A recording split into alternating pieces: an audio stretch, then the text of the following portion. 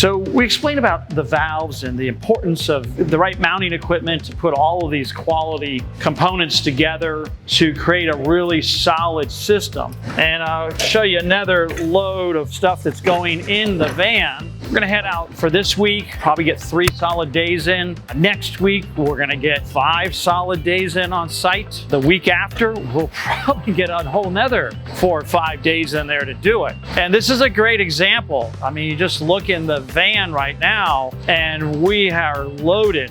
I think this is the 4th load of everything that we need. This should be the final load of most everything that's going. You've got a quality DeWalt chop saw, battery operated. That makes a big difference. You got a vacuum, you got tools, you got stainless steel mounting hardware, you've got Tapcons, you've got all your valves and parts, tarps, and blankets. On the bottom of this particular aquarium, there are threaded parts. Well, there's just threaded tape just tapped into the bottom of the aquarium. And these are Schedule 80 threaded PVC pipe. That'll thread in, and we'll put that in with 5200 permanently into the bottom of the aquarium. These are for the drains. There's 8 drains in the bottom of this aquarium, and there's 2 2-inch returns going up and over the top.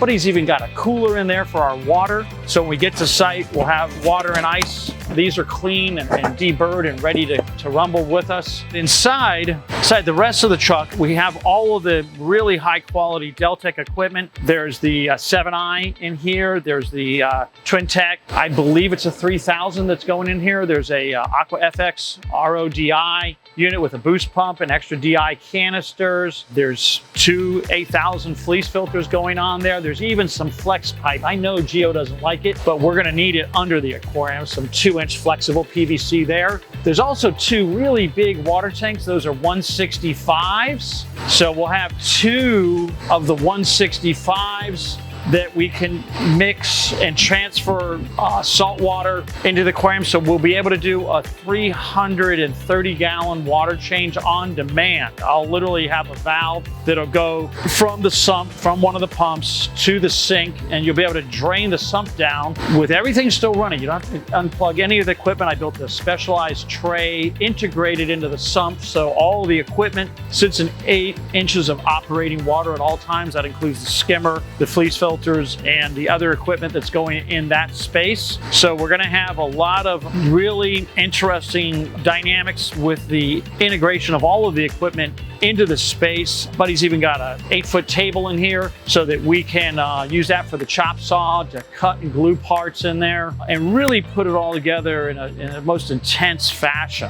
So this is going to be a really exciting project. Parts of it I may not be able to video, which is fine, but it's 4 years in the making. So this is going to be a tremendous build. Hopefully we'll get permission to photograph it and video the space when it's up and running and the fish are swimming inside the aquarium.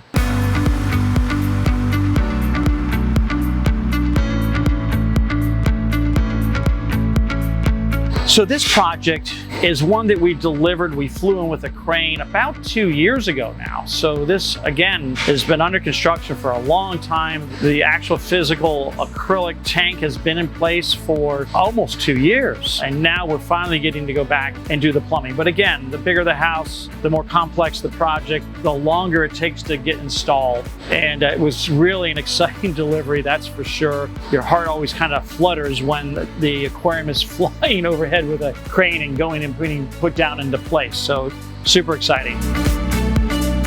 Remember to do a really great installation and know that all the investment of time is going to reap fantastic results long term. And I'm looking at this project literally straight out in front of me for the next 10 years on the plumb up of this one. Remember to like, subscribe, and we'll see you next week.